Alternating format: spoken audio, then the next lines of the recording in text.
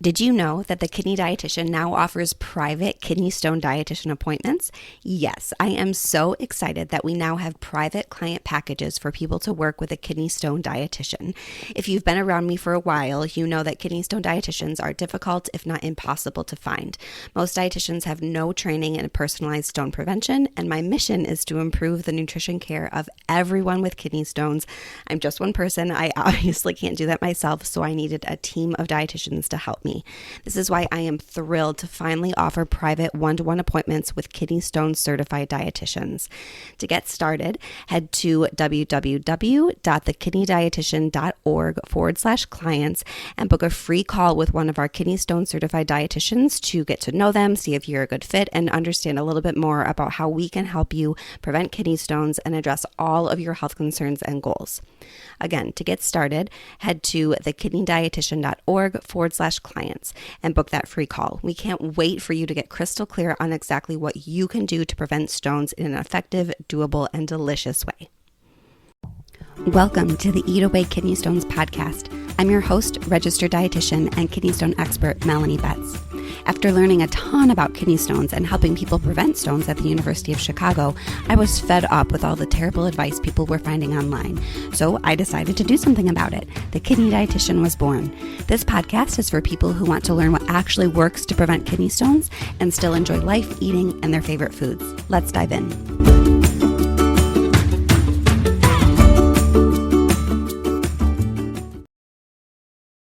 Hello and welcome to the 67th episode of the Eat Away Kidney Stones podcast. I'm your host, registered dietitian and kidney stone expert, Melanie Betts, and I am honored and unbelievably excited to have one of my very favorite colleagues and fellow kidney dietitian, Jen Hernandez, on the podcast. So welcome, Jen, to the podcast. Hi, Melanie. It's so good to be here. Thank you so much for asking me to be part of your podcast.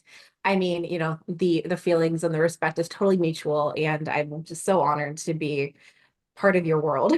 Oh, thank you so much. Thank you for taking time to be here. I Yeah. adore you, as many of my email subscribers likely know, because I talk about you all the time.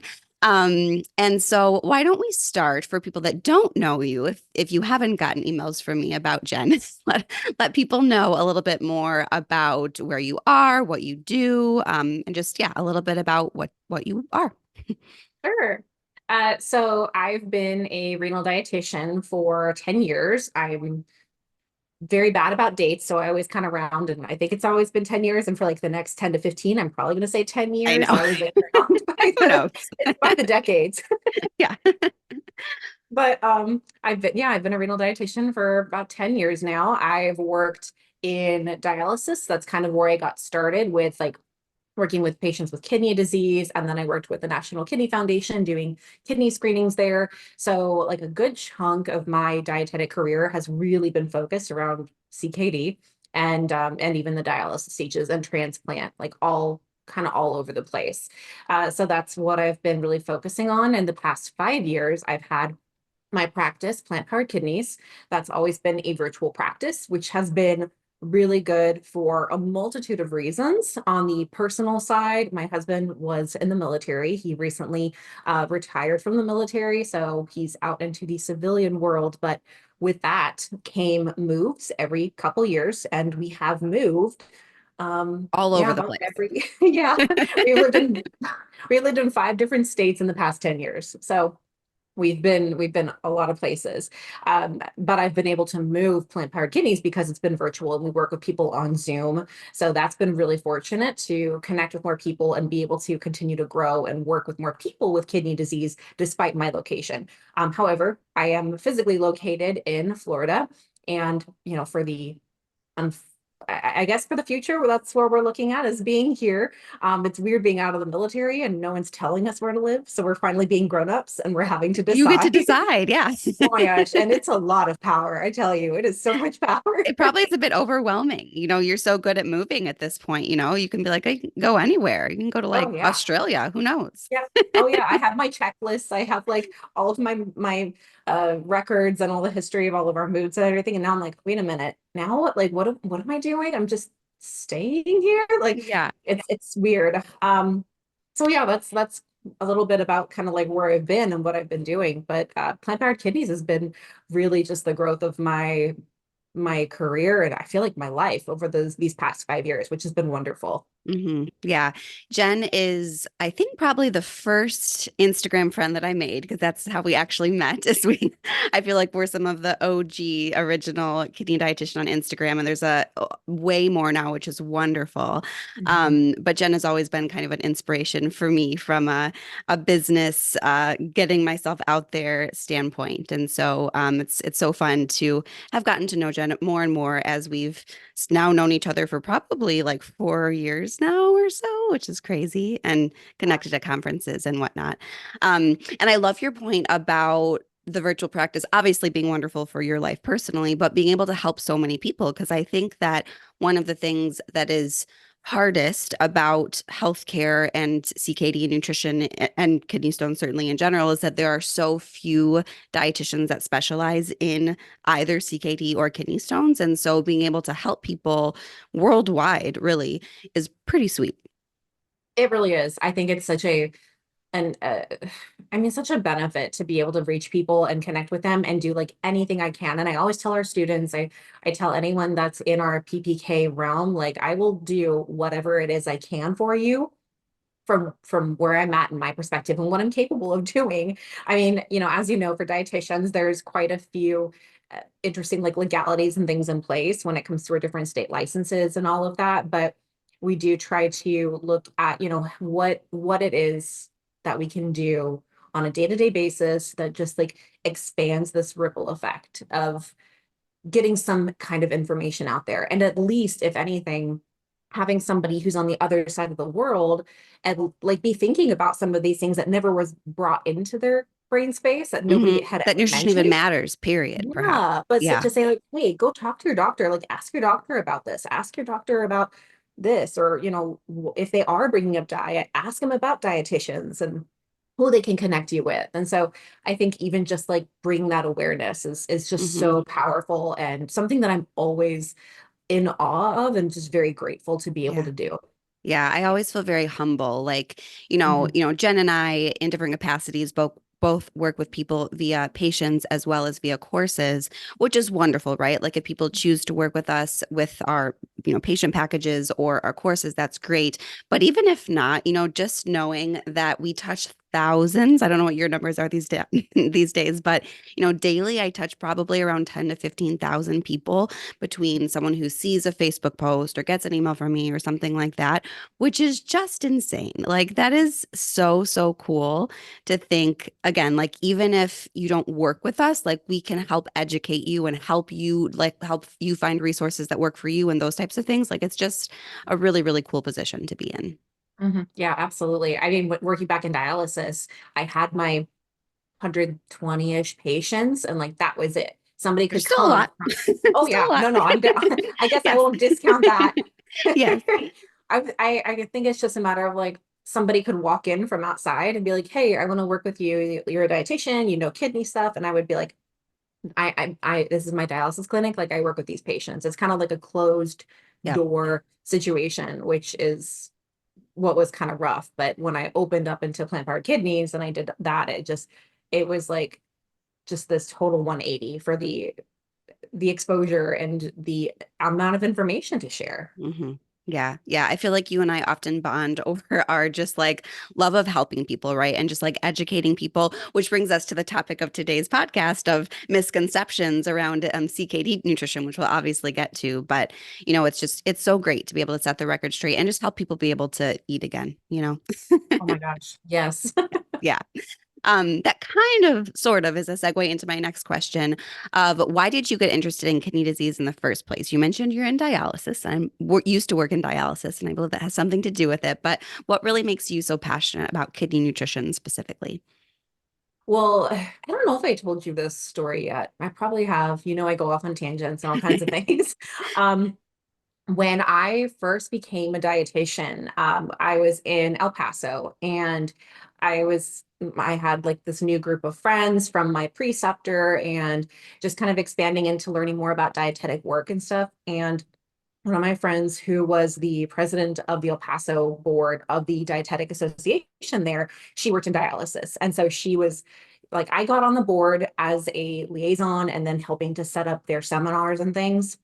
And she was like, you need to get into dialysis. Like, I need you in dialysis. I want you as a coworker. And I was so intimidated. The idea of the renal diet, the idea of thinking about phosphorus and protein from a very different perspective, thinking about sodium and fluids and the medications, and it was incredibly overwhelming. And I just was thinking, these patients on dialysis, they're getting this life-sustaining treatment. Their nutrition is so important when it comes to how good they're feeling and how well their treatments are doing, how they're tolerating and taking care of everything.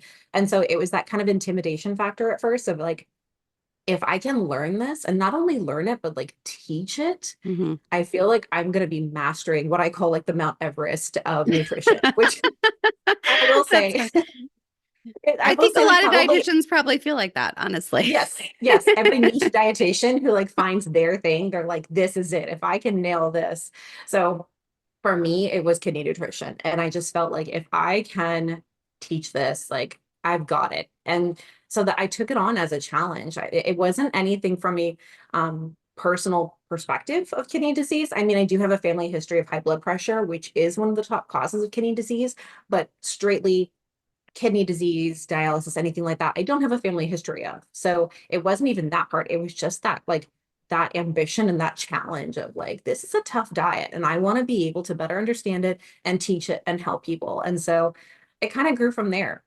And then beyond that, once I was able to help people with dialysis, then it was, okay, how do I help people not be on dialysis? Because time over time, patient after patient, it was always this deer in headlights look of, I wish I did something different that didn't get me sitting in this dialysis chair, I just wish I over and met over with you again. 10 years ago.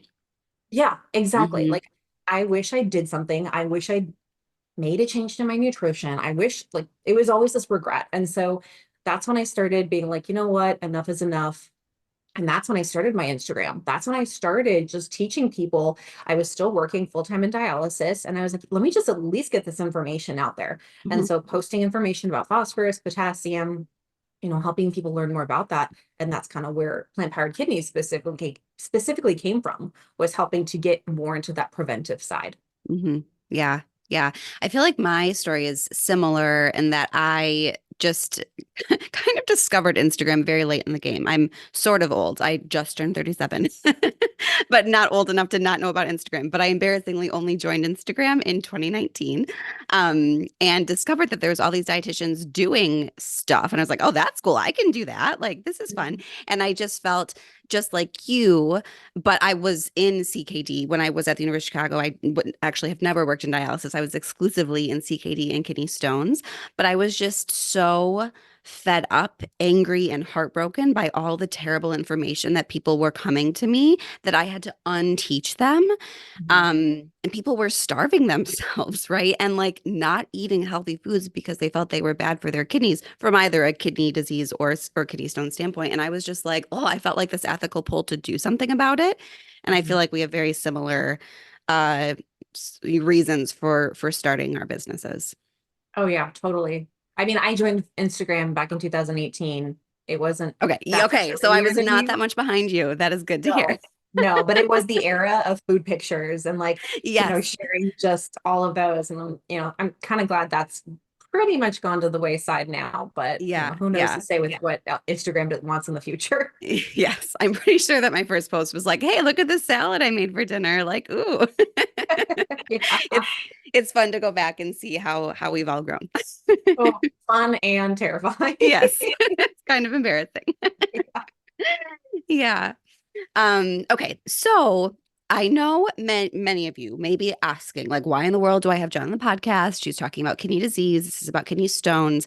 And I wanted to talk a little bit about kidney disease because I know that many of my listeners are struggling with both conditions, right? A lot of times people have both diagnoses of kidney stones and kidney disease, and it can be very overwhelming to kind of figure out like what in the world you're supposed to eat. Because if you go and look at what you quote, big air quotes here for those of you that can't see me, like what you should eat for either kidney stones or kidney disease, it may feel like there's literally nothing left to eat. And you're just like, ah, screw it, I'm just going to eat what I want. And I promise you, there's actually a lot more similarities between the two. And also, for that record, diabetes and heart disease and whatever other health condition you may be struggling with, there's a lot more similarities for all of these things than what it might feel like at first. So hopefully this gives you a little bit of hope.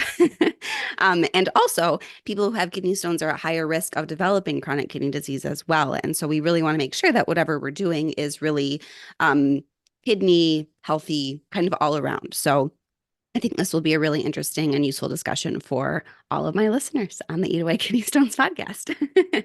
So, my first question, the big question, Jen, I don't know if you have a list prepared, but what is your first biggest misconception about kidney-friendly eating that you want to bust on this podcast today?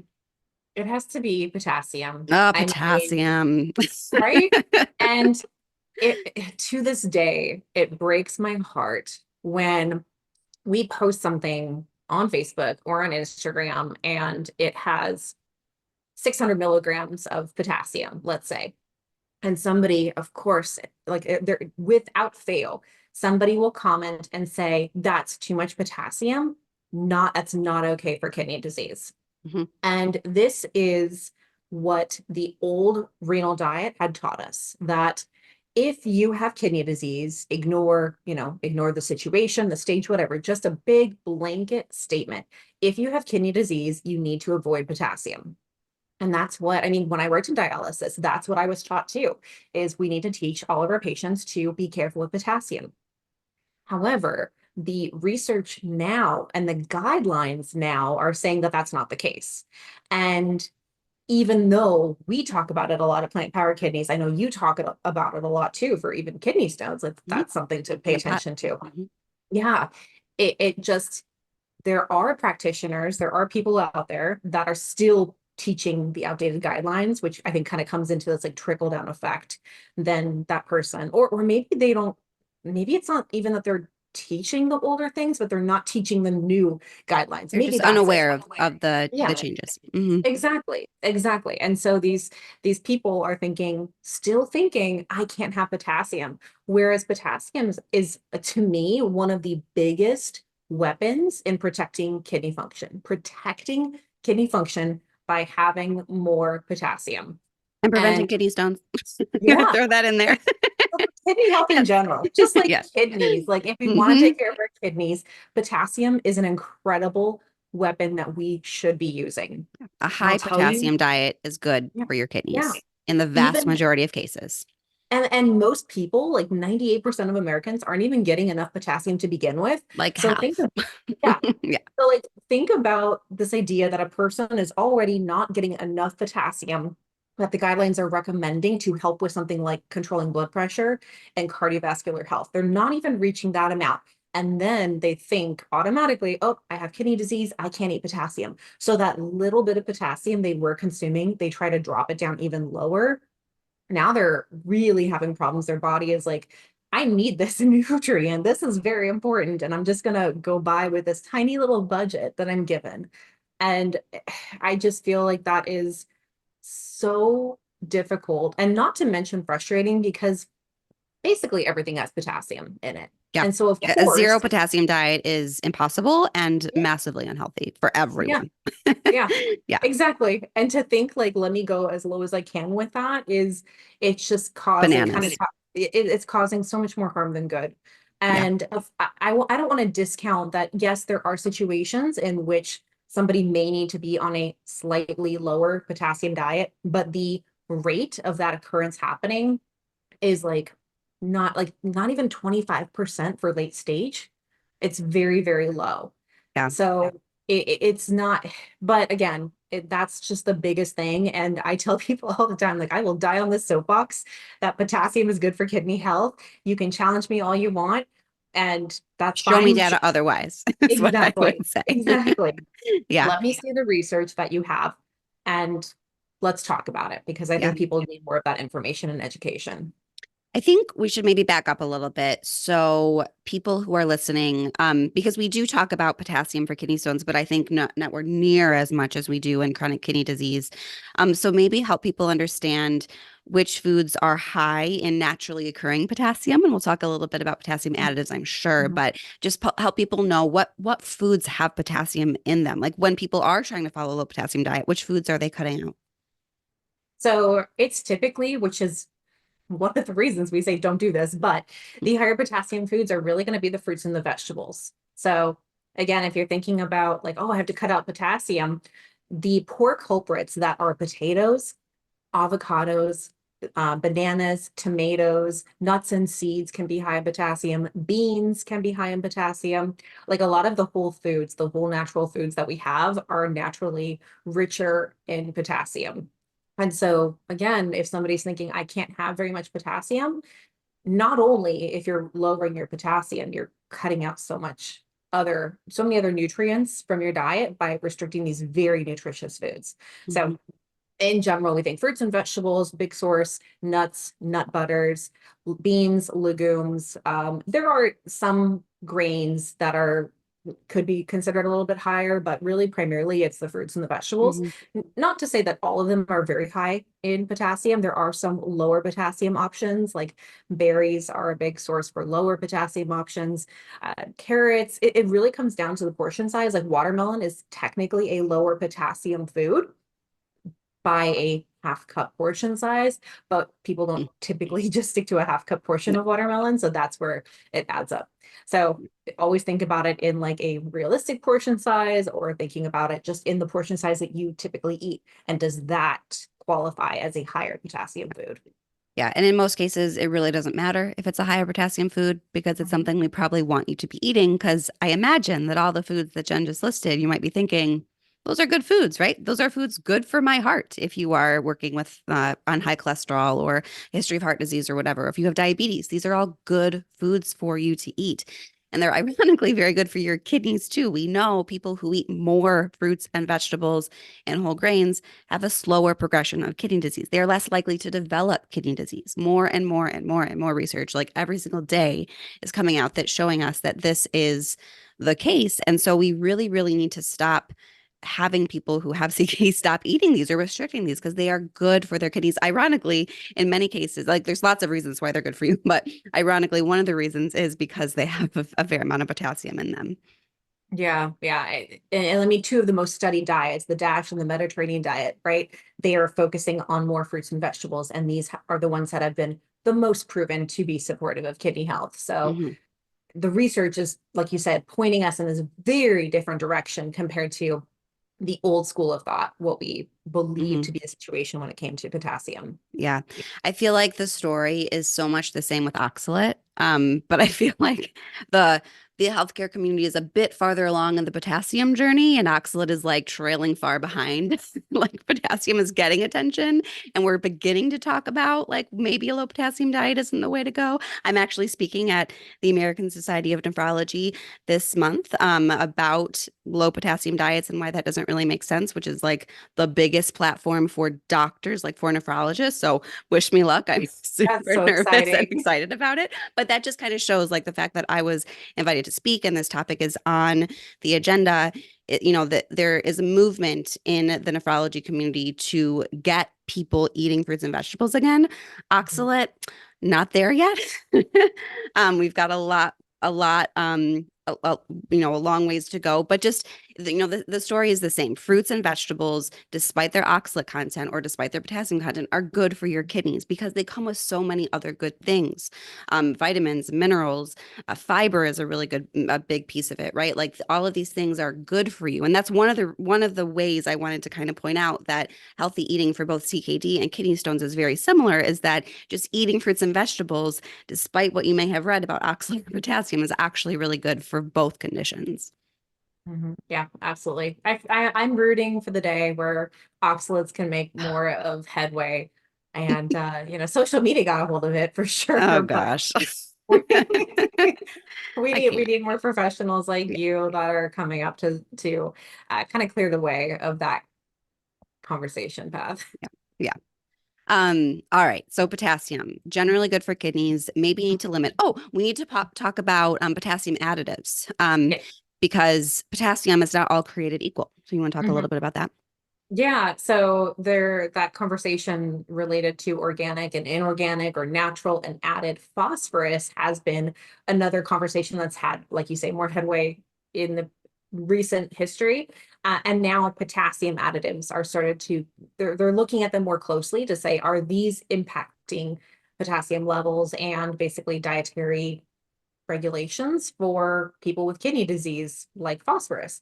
So when we're looking talking about potassium, there's the natural, organic, the kind of potassium that's already found in a food item. Nobody put it in there. It is just naturally, organically there. And then there are the potassium additives that are used with food processing to be used as a preservative. And in a big situation that's coming up in a lot of food companies is to be used as a salt substitute. And so the question of these, like potassium chloride, is a bigger known potassium or sodium substitute, salt substitute. So the question is, are these going to have more of an impact for somebody with kidney disease who may have a potassium concern than the natural potassium that comes from food? And so more research is being looked into it. There's not anything definitively yes to say for sure, yay, nay, have, avoid, all of that. But I think it is really interesting information that people should at least be kind of thinking about and considering and looking more into their diet. It always comes back to label reading for Mhm. kidneys. And so, looking at those ingredient lists for any ingredient that includes the word potassium, and that will be your indication if it's been added into the food, regardless of the milligrams of potassium that are included. If it's in the ingredients, that's the sign that something's been added. Yeah. Yeah. And I think there's always the question of, is this food offering lots of other health benefits, right? And most of the foods that have those potassium ingredients in them may be higher in sodium, maybe have phosphorus ingredients added to them as well. Whereas a banana doesn't and is very good for you. It has fiber and lots of other things that are really going to help support your kidney health. So I think, it's kind of important to think about it from that viewpoint as well sometimes. Yeah, absolutely. Yeah. All right. Anything else you want to say about potassium before we move on to your next favorite misconception to debunk? We could probably talk about this all day, I know. honestly, but for the sake of time, we can Yeah. move on. That's fine. Okay. All right. Next one that you would like to debunk. Okay. Thinking about this, and I'm like, okay, let's stick to the top ones. And I'm gonna say this low protein diet, cutting Ooh. out protein. And yeah, there's another one, it'll be my number three, but this one I feel is a little bit higher up there.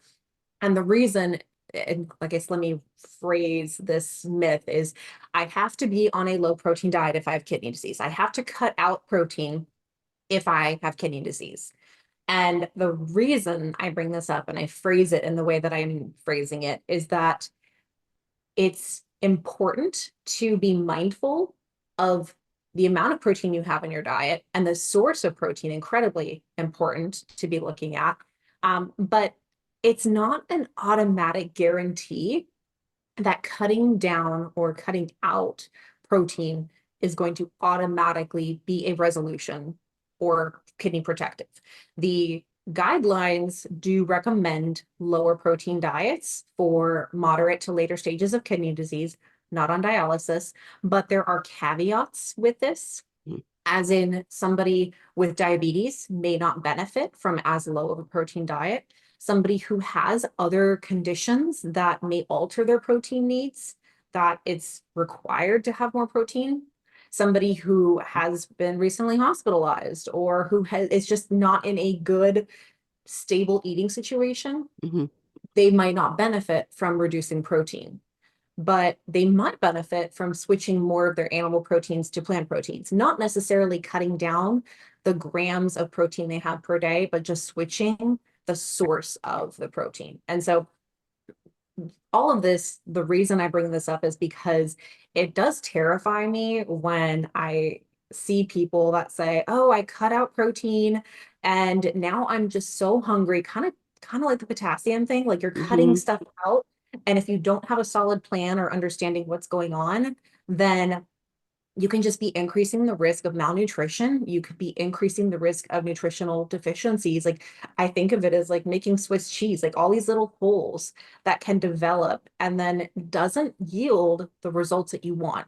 And I do get messages about this all the time. Mhm. I cut out all this protein. My labs still aren't looking better. I'm so confused. And now I'm starving. I'm so hungry because I don't know what to eat. It just kind of goes back to that bottom line of cutting things out doesn't mean better kidney health. So Mhm. that's my big kind of part related to potassium, or sorry, protein, is that it's not necessarily an automatic solution to go down into a low protein diet. Right. Right. A low protein diet is not right for everyone. You also have to think about how much protein you're eating in the first place, right? If you don't have a full assessment by a dietitian to see if you're even eating too much protein to begin with, Mhm. like that no one is saying you need a zero protein diet. Like that is not going to work. That is not healthy. We all need some protein. Sure, most of us are eating more than we need, but you maybe aren't, right? And to Jen's point, there are so many situations where it is dangerous to go on a low protein diet.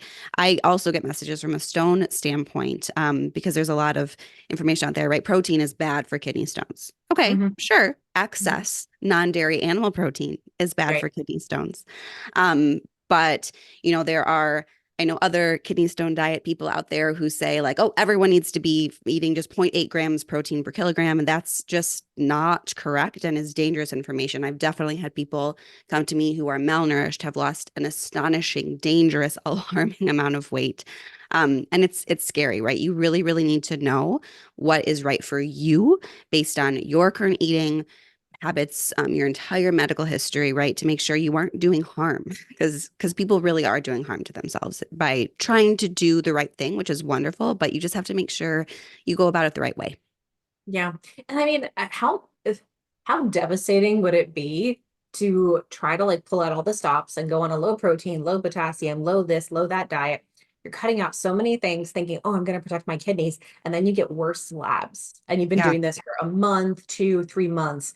And you're like, oh my, like how defeating is that?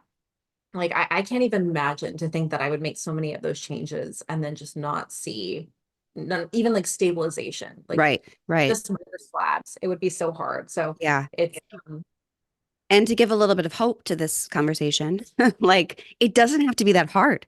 Like yeah. I know that both Jen and my approach is not cutting out a whole bunch of things. Mhm. It's more about learning how to put together meal patterns specific to your labs and your specific condition, right? Like I find that my favorite part about being a kidney dietitian is helping people understand that they can eat all of the wonderful foods that they perhaps have been avoiding for decades, honestly. Mhm. That's a pretty sweet gig, I think. Oh yeah, absolutely. I love saying yes. And people think I'm gonna like shame them or just like slash away at their diet history or their food recall. I'm like, no, like what can we add? Like what else? I mean, just messaging a client the other day and I was like, oh my gosh, I saw that you included bacon. Like he missed bacon so much. And he was like, I would love a BLT. So some people would be like, oh my gosh, bacon, no, that's bad. But what I hear is he wants a sandwich where he's adding lettuce and tomato. He's adding vegetables. But because he thought he couldn't have bacon, he's not having the lettuce and tomato. So what we're looking at is a kidney safe, a kidney smart bacon that's going to be lower sodium so that he can have this awesome whole grain loaded veggie sandwich that Hmm. has some bacon in it. And so he's enjoying it. Like that is an incredible way to be able to nurture your body and to take care of a multitude of things when it comes to Yeah. protecting your kidney health, not just kidneys, but like overall. Yeah, I love that. It's not about not eating all the foods on a bad list or a no list, right? It's about adding things that are good. The same thing I feel like people always say like, "Oh, I had a salad, but oh, I've loaded it up with ranch dressing and bacon and cheese." Like, okay, that sounds delicious, right? Like if that's the way that you can get in vegetables, we can make that work. It's not like adding that bacon or adding that ranch dressing takes away all the fiber and good stuff that you're getting from those Mhm. vegetables. Totally. Yeah. I Yeah. had a client just the other day too that, looking at a restaurant menu and saying, okay, what are the options here? What are going to be the best options? And not just being like, oh, I'm just going to get a side salad with no dressing and like sit there Boring. while my family, my partner, whoever I'm with, my company, they're going to enjoy everything. And I'm going to sit there. And it's like, no, like we need to look at some options. We need to talk about what are the bigger focuses, like what are the things that are the higher concerns, the higher priorities for your kidney health. And then let's create like our own little menu of your options. And so Mhm. even after she sent me a picture and she talked about how much she enjoyed her meal and she was really satisfied with it. And she was already saying, next time I'm going to get this and this. And she was like already planning it out, which I love it. again is like, yeah, it's such a better way to be thinking about, for one, going out to eat with kidney disease and thinking about, all of the options rather than thinking I'm going to sit there, be miserable and just not enjoy it. Like you're not going to want to go out with that kind of mindset. Yeah, that's no way to live. And you don't have to live like that. No. You shouldn't live like that. That's not going to be good for your health overall, right? Yeah, Just living in exactly. constant fear. Honestly, it leads to social isolation, I really think, because people choose to not go out with friends and celebrate things, or even if it's not celebrating. Like for me, I love eating out to eat. That is just a huge part of my life. I live in the city and there are endless delicious restaurants to try. And if someone said I could never eat out again, I like that would be devastating. Like that would be such a huge blow on my quality of life. It would cause anxiety and stress, and that in turn would be bad for my health. And I imagine that there's lots of other people that would feel the same way. Yeah, Yeah. I think it relates to everybody on any type of level for health or even like family health, to be that other Mhm. person going out with somebody who's that they're miserable, that they're just like you see them sitting down to like nothing and you're Yeah. just like it breaks your heart too and it's harder for it's just not a good thing all around. So the No. more that we can find ways to integrate actual joy and reality into it, I think is just immensely better. Yeah. Yeah. Okay. I'll give you two more misconceptions. Okay. Okay. What is your next misconception that you'd like to debunk today? I will say the next one, which was kind of like a close second, but the next one is this idea of, oh, well, I don't use a salt shaker, so my sodium is totally fine. And while I think it's great that, maybe you don't need to use the salt shaker for your meals, that's not typically where we're seeing problems with sodium in a diet. And I know you know this and you talk a lot about sodium from your platform as well and from the kidney stone perspective, but um, I think some people tend to forget that sodium is just rampant in food, particularly packaged foods that we tend to forget about. And I honestly feel like even getting into like a bigger picture that even people without kidney disease, without kidney stones, without kidney issues are oftentimes getting way more sodium than they Mm. realize. Like my husband the other day sent me a picture of some type of like protein Pop-Tart thing. And he was like, hey, what do you think about this? And like immediately, like on the front, it's like, oh, it's got protein, it's got fiber. And like, okay, but it's like, I think it was like 700 milligrams of In a sodium. Like Pop it was, Tart? yep, it was insanely high. And I was like, well, like that's cool. Like they're really selling you on the protein side. It's a protein Pop-Tart, cool. But they're really ignoring the fact that it's like a third of your day of sodium from Hmm. that one food item. And even Yeah. if it does have some fiber, chances are it's not going to be filling you up long. So No. um yeah, it was just he was not happy that I was not You thrilled ruined about the Pop Tart. I did. And sometimes I have to be the downer of the situation. But also, like, do we need a protein Pop Tart in the first place? Like, come Exactly, on. exactly, exactly. Yeah. So I think again with the idea of a lower sodium diet, it's usually across the board if you have kidney issues, 99.9% of the time, sodium is something that you probably want to be keeping an eye on. So looking at the sodium for your day to see where you're getting it from, particularly like packaged foods, processed, pre-made, anything that they've already done some kind of convenience for you, there's a good chance there's sodium in there. And getting even like a ballpark idea of where sodium is coming from in your diet can be a really impactful way to protect your kidneys and to be able to have a less sodium in the diet, which really creates a beneficial cascade down the way of controlling blood pressure and helping out with the medications that you might be taking to also help your kidney function. It's just, it can be a really, really powerful way that we don't think about. And again, people think, oh, I don't use the salt shaker, so I don't need to pay attention to it, or it's not an issue. But I guarantee if you did a little bit of food tracking, you use a food log or something like that just for a day and like plugged in like some of your go-to brands, your go-to food items, it's really easy. Salt can easily add up in the day. Yeah. I have a Kidney Stone Nutrition School student who calls it stealth sodium. That's what he says all the time. And yeah, it's so true. It's stealthy. Like you have no idea. Like things may not taste salty, but there could be a lot of salt in there. I believe when you look at the national intake of sodium, about 80% or so of the sodium we eat is already in our food, like 80%. So that's Mhm. wonderful. If you're not adding salt, that's fine. But like we've got to be looking at what's already in there if we're really going to move the needle and actually cut down how much sodium you're eating. And I agree that sodium is probably one of the few consistents that's true for nearly everyone with both kidney stones and or kidney disease. Just eating a lot of salt is really not generally very good for our kidneys.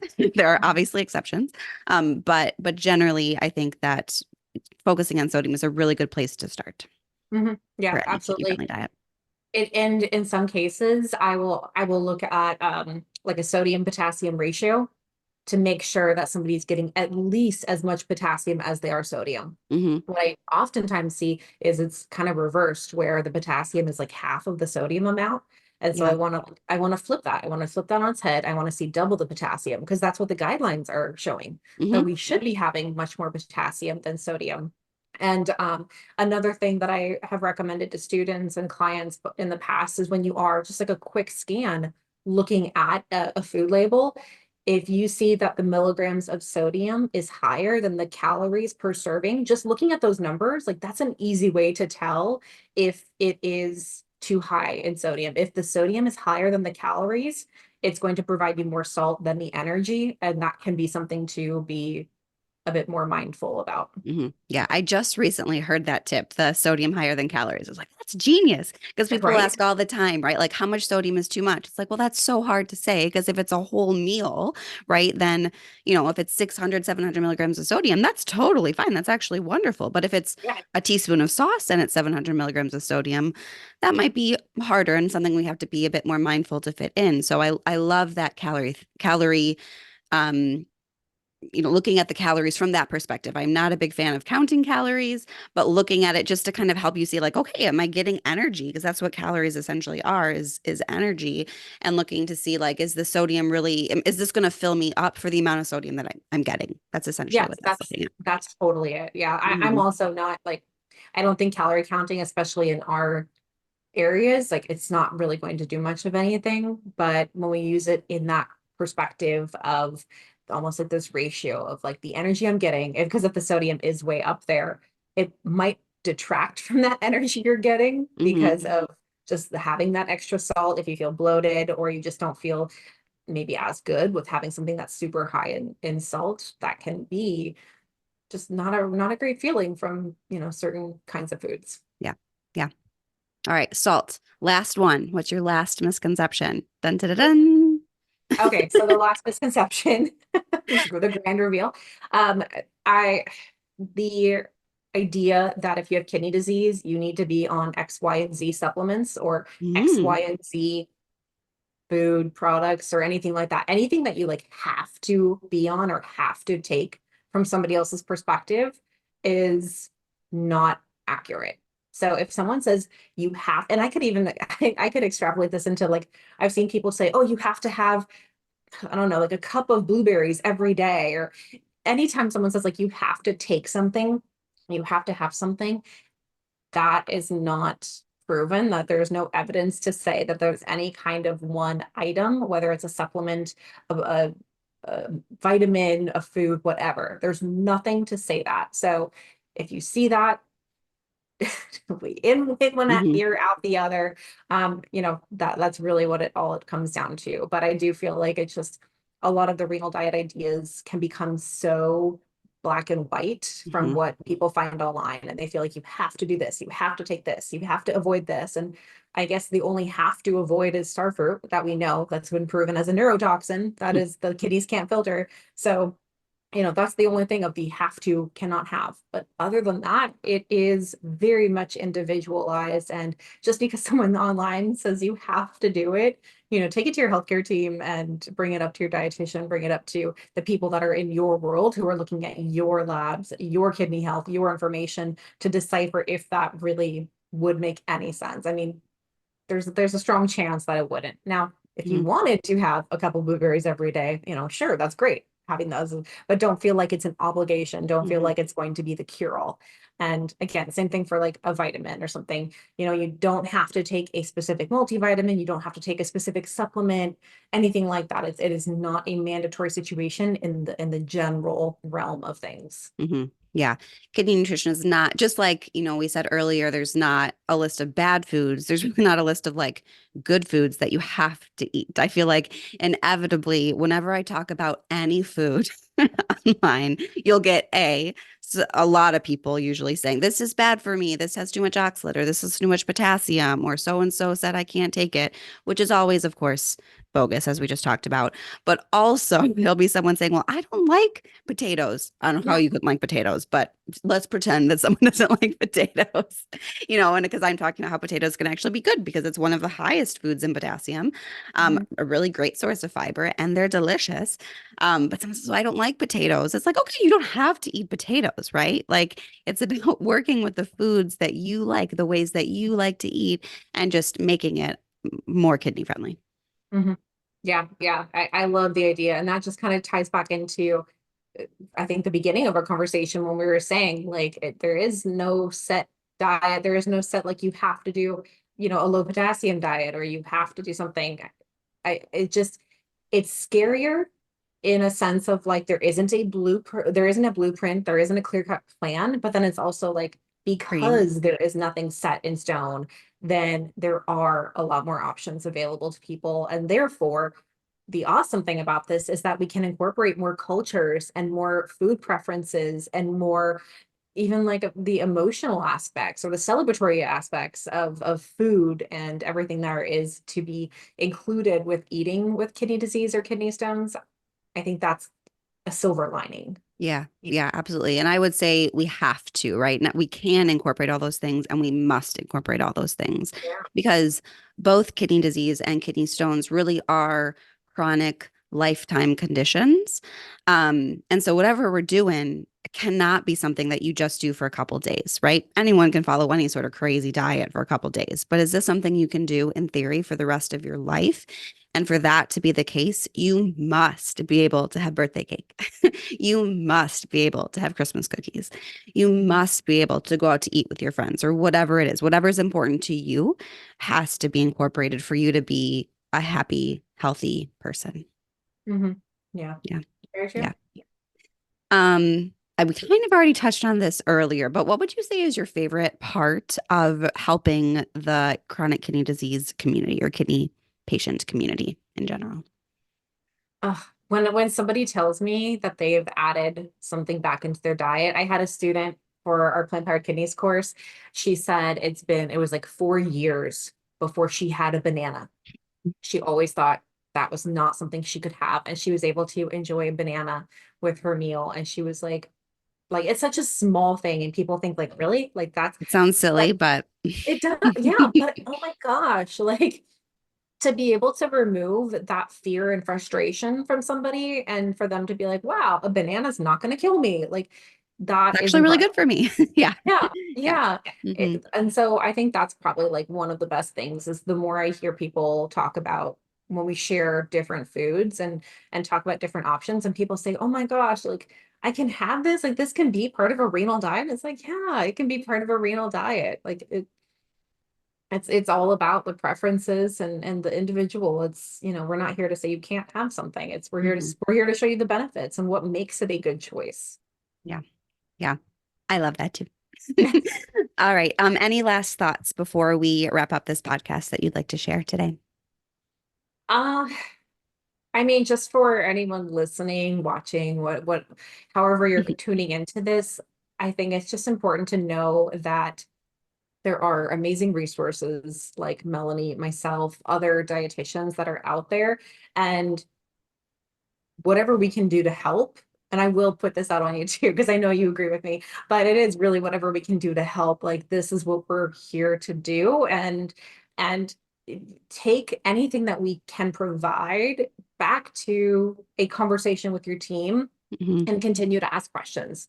My favorite thing is, when somebody says, "Oh, my doctor said to watch potassium," like, I would say, why? I would keep asking why until they give you a very specific answer, because it's not just, "Oh, you have kidney disease." It's like, it's because of these medications, these labs, this health situation. Like, this is why. It's not just kidney disease. So always asking why, and using the information that we provide that you can find on our websites, or you can find for free, that you can take back to them and say, "Okay, well, I'd like to talk more about this," or, "Can I get, we're talking about the diet. Can I get a referral to a dietitian? Is there somebody I can work with who can help spend more time with me on this?" I think that's really kind of the biggest thing, is just like, I want this to continue to be this ripple effect of just opening more of that conversation, giving people more confidence, and better having more communications, and like better understanding what's going on for themselves, and not just feeling like the kidney disease is their definition of themselves. Like,